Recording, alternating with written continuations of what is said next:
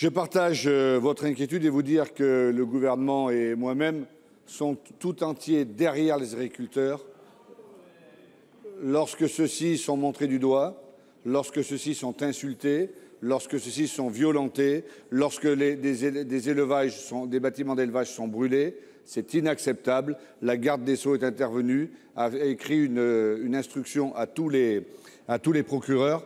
C'est inacceptable et ça doit s'arrêter. Sur la deuxième partie de votre question, sur les États généraux, je crois que les États généraux ont soulevé un espoir immense qui s'est conclu par une décision unanime de l'ensemble du monde agricole, des industries agroalimentaires, des entreprises de transformation, des coopératives et des responsables politiques pour dire qu'il fallait changer la façon de faire.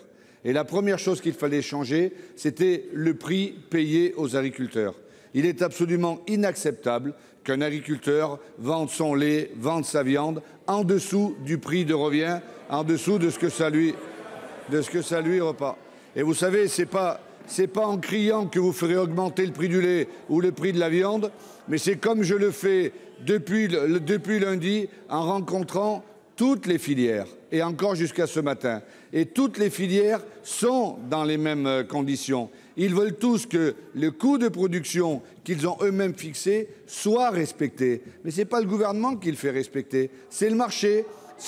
Je suis désolé, ce sont les coopératives qui achètent le lait, ce n'est pas le gouvernement. Ce sont la grande distribution qui achète des produits, ce n'est pas le gouvernement. Et c'est la raison pour laquelle nous en sommes à plus de 3000 contrôles de la DGCCRF. Il en reste 2000 à faire. Nous prendrons encore plus de sanctions s'il le faut. Il faut que la grande distribution et les entreprises respectent les agriculteurs et achètent le prix là où le prix que ça correspond. Je vous remercie.